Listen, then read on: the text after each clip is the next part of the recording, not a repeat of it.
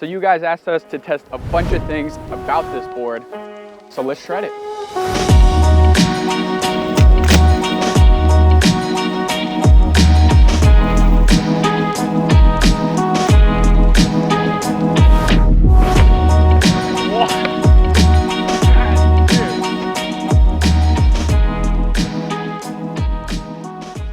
So we bought this board out of pocket for a total of $149. It weighs right around 5 pounds, which is comparable to a traditional skateboard.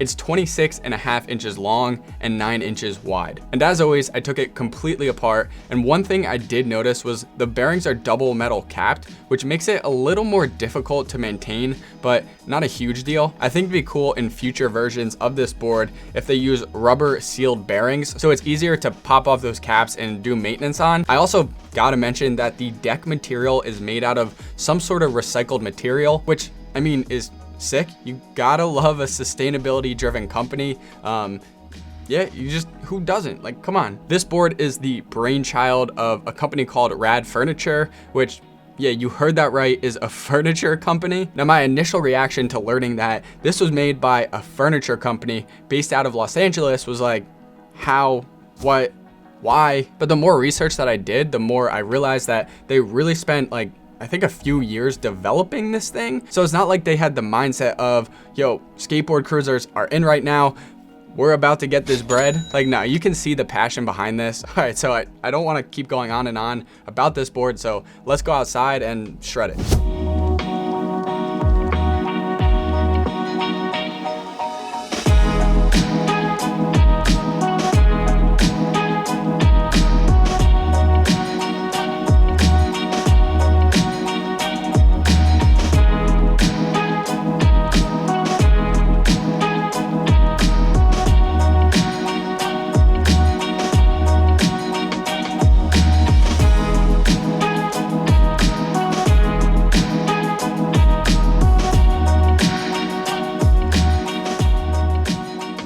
So I kind of just want to share my thoughts about this thing after riding it a bunch. Flex is a big thing that you guys wanted to know about with this board. And if I had to compare it to something, I would say it's like similar to a penny board. It's a little more stiff because it's thicker. From a design perspective, this thing is so sick. You can do flip tricks on it. Like, you can do flip tricks on an 8-pound electric skateboard, but like, it's not ideal for it is what I'm basically saying. It has a really nice slight concave, the wheel wells, has like a slight kicktail to it. The other interesting part about this is even though the wheels look like traditional hard skateboard wheels, they're pretty soft, and so that's perfect for cruising. Like, you can definitely tell a difference if I pick up like my regular skateboard and ride it versus this thing.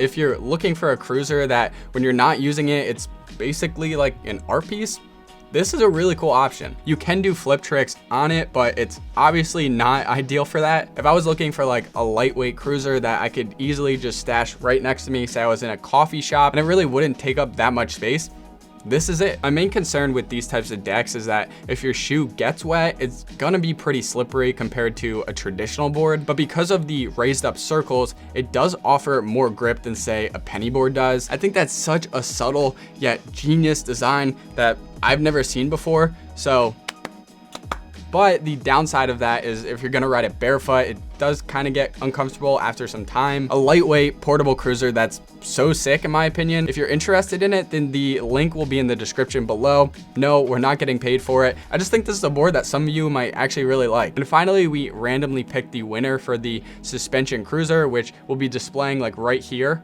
I have a love-hate relationship with giveaways because obviously the majority of you guys don't win. So I don't know, I just feel bad. But yeah, I guess what I'm getting at is more giveaways in the future. That's pretty much it. Later.